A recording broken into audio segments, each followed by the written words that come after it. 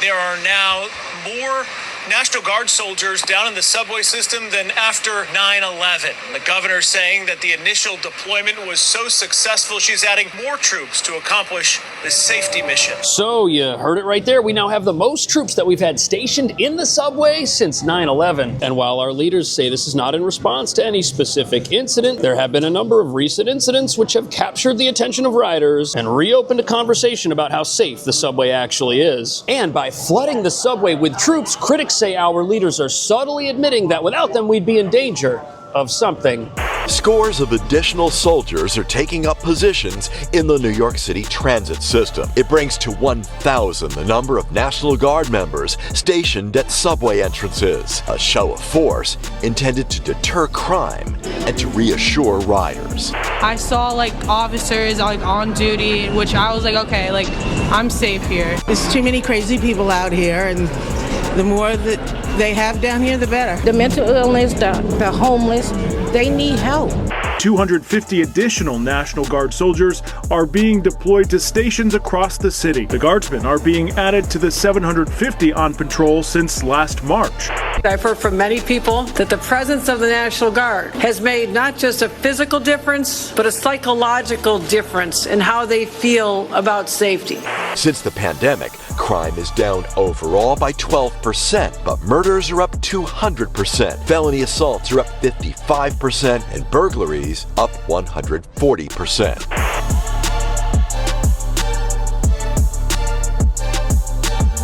So as our leaders tell us the subway is safe, they continue rolling out the military just to make sure nothing comes along to prove otherwise. But that's exactly what's happening, and nobody in charge wants to admit that the New York City subway is a lot more dangerous than most people think it is. But in spite of that, we're being told that there's nothing to worry about because crime is down now after it was up earlier this year, and it likely would have stayed up had the military not been deployed back in March to scare away some dangerous criminals, while assisting the NYPD with randomized bag checks looking for weapons and contraband, with seizures of such items skyrocketing earlier in 2024. Something that can only happen in an environment where criminals are not scared one bit of law enforcement or the consequences of getting arrested. And elevated levels of criminal behavior are something our country has witnessed recently, with several high-profile incidents taking place beneath New York streets, which critics say is proof our decriminalization efforts are not making this city a better, safer place, but instead are making sure that if anyone gets arrested with a weapon or for assault, they're released back into the general public and not sent to jail. And those crime stats our leaders say are down, well, critics have serious problems with those statements because they allege there's evidence our real problems are being deliberately hidden and swept under the rug. And that brings us to the real reason why there are now more troops deployed to the subway and why this deployment has lasted almost 1 calendar year so far. If the troops were to be removed, it might signal to the criminal underworld that the time is right to come back out of the shadows. However, the frightening reality of all this security is that it only focuses on the entrances to the subway, of which there are so many. Policing and militarizing them all is virtually impossible. Plus, our troops and police do not ride the trains themselves. We're told the trains have cameras that will keep us safe, which is why all this extra security is focused on the subway's entrances. And as you're about to see, this reveals that once inside the subway, nothing can be done to guarantee anyone's safety.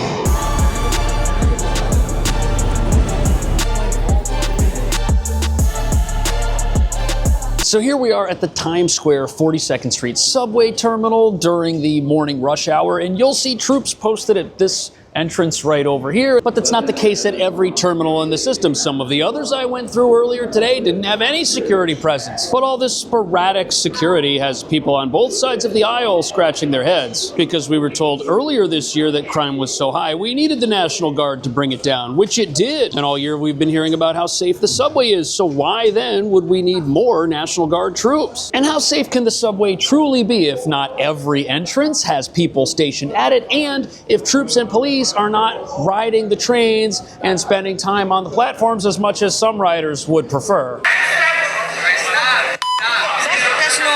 That outburst happened just as we were speaking with Keisha Irby about the governor's plan to enhance safety in the subway system. She announced Wednesday 250 additional National Guard soldiers are being deployed to stations across the city. So here you have a reporter interviewing people outside of a police bag check, and what happens is another rider gets aggressive. Now, if people are having heated screaming matches at the entrance to the trains, what do you think is going on once people are inside the trains themselves? And what could happen to a person waiting on a subway platform if an individual who's aggressive is allowed inside? This is the frightening reality many riders are faced with on a daily basis, and this has been going on all year. It's not exactly new. Now look, I ride the subway. I took the subway to get here. I take the train all the time, and personally, I do feel better knowing that there are National Guard troops throughout the system. It's definitely making a difference. Nobody's going to try anything when they're around. I just don't personally think that it's making as much of a difference as we're led to believe it is, because right now down here, I mean,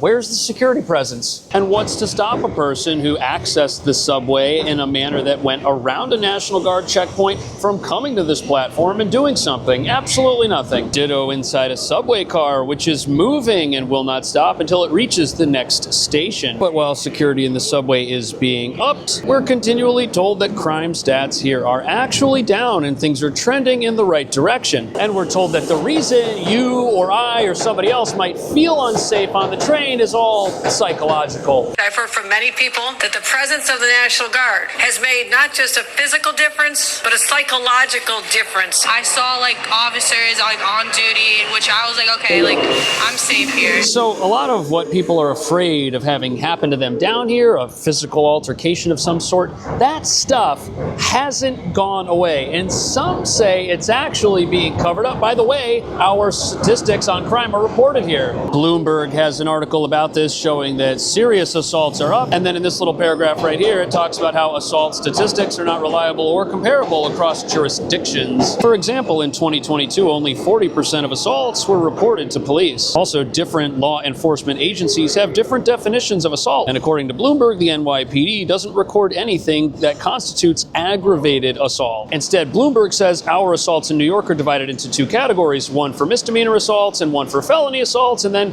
assaults that would constitute the FBI's definition of aggravated assault. Those are somehow filtered out of both categories of assaults we do record and then are reported to the FBI. And apparently this poor method of record keeping, along with the underreporting of assaults in general, likely explains why crime can be down officially but actually be up in real life. And think of the effect decriminalization efforts have on who it is that's going to report crime. If you're a victim of a misdemeanor assault, why report that to the police if they're not going to try and locate the person, and if that person will just be given a desk appearance ticket and won't spend any time in jail? Critics say some people don't think reporting crime is worth it anymore. The mental illness, the homeless, they need help.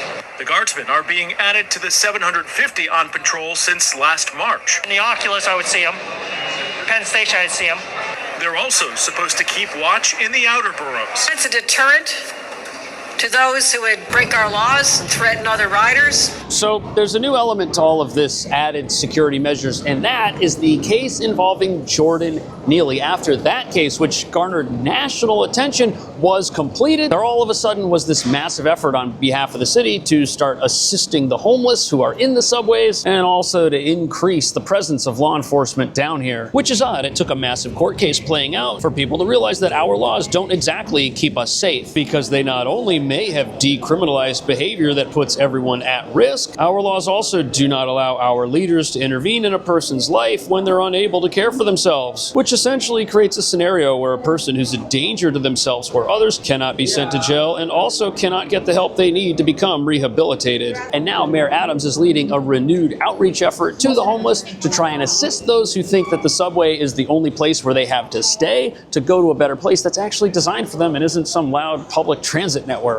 But even though efforts to assist the homeless and crack down on criminal activity are definitely appreciated by everyone, there are others who say that the timing of these new security initiatives is suspicious for another reason. And they say that reason is because not only is 2025 a local election year, but it's also the year New York City turns on its controversial tax on cars, which is going to make every single person who drives their personal vehicle into the city instead of taking the subway pay a fee not to put themselves in danger.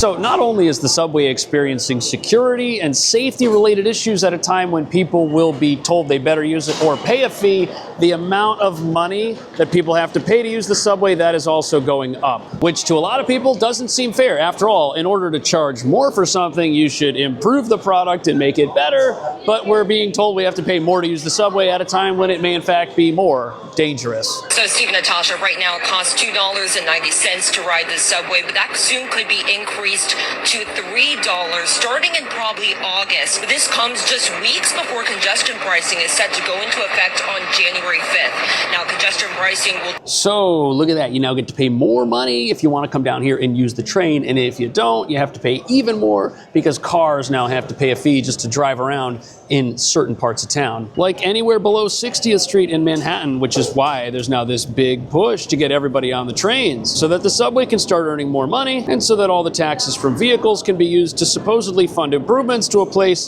that already costs $20 billion a year and shows no signs of improving because of that massive amount of funding. But now all these added police officers, all of this new attention to security, it's coming at us pretty quick because these new plans to tax vehicles are already starting and may have already started by the time you watch this video. And it's almost as if our leaders have waited until the last possible moment to realize, hey, wait a second, things might not be super safe in the subway. If we're going to force people to use it, we better secure it. And the last thing they want is to tell people that they're going to be taxed if they don't take the train, only for people to come down here, try to use the train, and then realize how dangerous it really is. There's too many crazy people out here, and the more that they have down here, the better. The first time I saw it, it sort of jolted me back a little bit. So, as you can probably tell, riders do not have a high opinion of the subway at all. Most people know that there's stuff going on down here that they'd rather not be going on at all, and it doesn't make people feel safe. And the question now is, have our leaders realized that if the entire populace starts to feel this way and starts to feel as if they're being punished for not using the subway, could their disdain for it turn into disdain for the people who might be running the city and the state? It could. There's a governor's election in 2026 and a mayoral election in 2025. But the idea of subway safety may be beyond anyone's control at this point because things are so out of hand currently. And it very well may be that no amount of extra police or militarization can cure a problem that is bigger than the subway itself. Because the reality is our legal system does not operate in a way that has public safety in mind. It has the safety of the criminals in mind. So our elected officials are up against bad laws, a bad system, a security nightmare, if you will. But there's actually another issue that's going to keep popping up over the next few weeks as they try to force more people to use it. A power outage brought some trains to a screeching halt during the afternoon commute yesterday. The issue so bad that some trains had to be evacuated, sending passengers walking through the subway tunnels. Today, Governor Hochul calling for an investigation into... So this next one's a big one because the moment fares go up, people down here are going to be paying more for everything that we have around us right now. There's not going to be any immediate improvement. There will be the promise of immediate improvement, but the improvement itself isn't here and may never come. Remember, this system in its current form already costs $20 billion a year, and the fares go up every single year. And we're constantly told how the increases are needed to maintain the smooth operation of the subway and to continue improving it. And if the subway's current state is the result of a whole bunch of broken promises, and now we're going to layer more broken promises on top of the ones we already have, that's going to be bad for everybody who's in charge. And it's going to be a constant reminder to people riding the train that the promises they were given were not kept. And if you couple that with the fact that the city isn't really able to stamp out its crime problem down here, and the fact that this place is not going to be magically newer the day these car taxes start, there will be greater and greater amounts of people who, when they're down here, start to feel as if they were lied to. This is what we know so far from the MTA. A 90-plus-year-old electrical substation had a fire, an explosion of some kind before the door was blew off the hinges.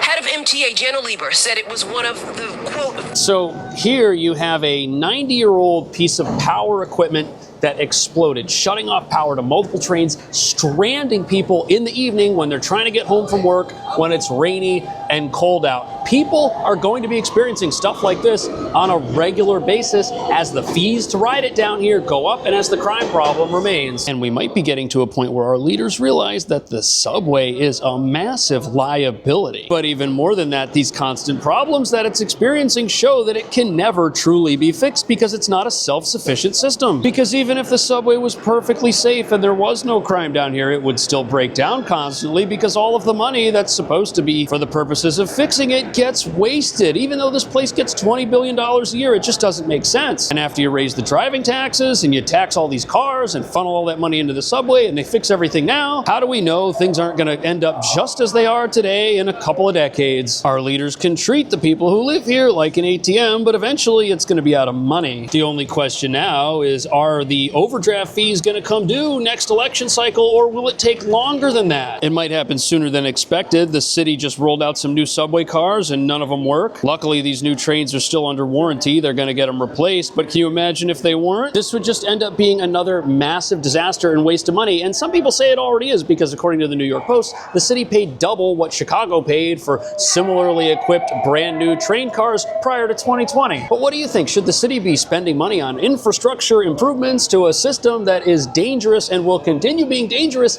in the near future? Is it ever going to be possible for them to get a handle on the crime problems here so that people can enjoy the wonderful public transportation network of the future all New Yorkers have been promised? Let me know what you think. Thank you so much. I'll see you in the next video.